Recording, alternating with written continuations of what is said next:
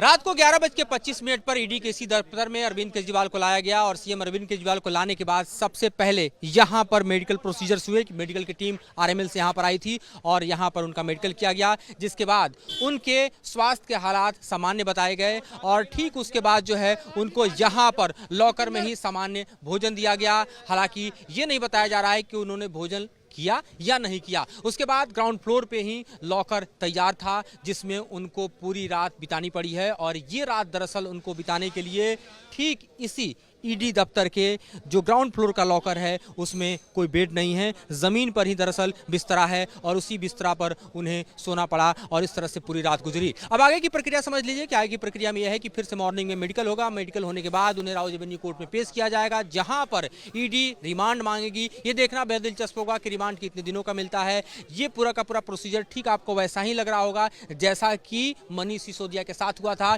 और अब इस बीच जो है ईडी रिमांड पर उनको लेकर आएगी और फिर पूछताछ का सिलसिला आगे की तरफ बढ़ेगा और इस पूछताछ में दरअसल वो तमाम तरह के क्रॉस क्वेश्चनिंग होंगे जो कि लीकर स्कैम से जुड़े हुए हैं, जिसके चार्जेस जो है अरविंद केजरीवाल के पास जाते हैं। हालांकि ये बात सर्वविदित है कि 9 सम्मन होने के बाद भी अरविंद केजरीवाल ईडी के सामने नहीं आए और ऐसे में इंटरिम रिलीफ न मिलने के कारण थोड़े से ही विंडो में हमने देखा कि किस तरह से ईडी एक्शन में आई और उन्हें गिरफ्तार कर अपने दफ्तर ला पहुंची। जाहिर तौर पर अब कोर्ट का आगे का रुख तय करेगा कि अरविंद केजरीवाल का जो राजनीतिक भविष्य है वो दरअसल किस तरह से आगे बढ़ पाएगा।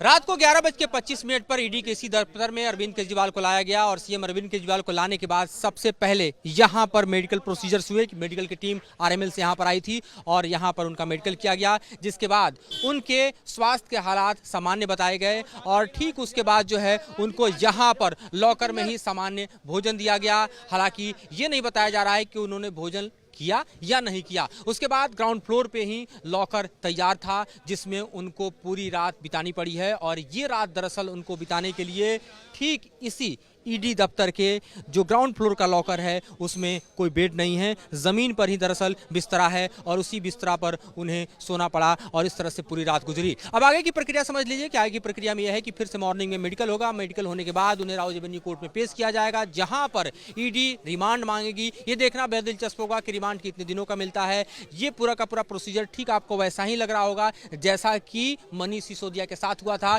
और अब इस बीच जो है ईडी रिमांड पर उनको लेकर आएगी और फिर पूछताछ का सिलसिला आगे की तरफ बढ़ेगा और इस पूछताछ में दरअसल वो तमाम तरह के क्रॉस क्वेश्चनिंग होंगे जो कि लीकर स्कैम से जुड़े हुए हैं, जिसके चार्जेस जो है अरविंद केजरीवाल के पास जाते हैं। हालांकि ये बात सर्वविदित है कि 9 सम्मन होने के बाद भी अरविंद केजरीवाल ईडी के सामने नहीं आए और ऐसे में इंटरिम रिलीफ न मिलने के कारण थोड़े से ही विंडो में हमने देखा कि किस तरह से ईडी एक्शन में आई और उन्हें गिरफ्तार कर अपने दफ्तर ला पहुंची। जाहिर तौर पर अब कोर्ट का आगे का रुख तय करेगा कि अरविंद केजरीवाल का जो राजनीतिक भविष्य है वो दरअसल किस तरह से आगे बढ़ पाएगा।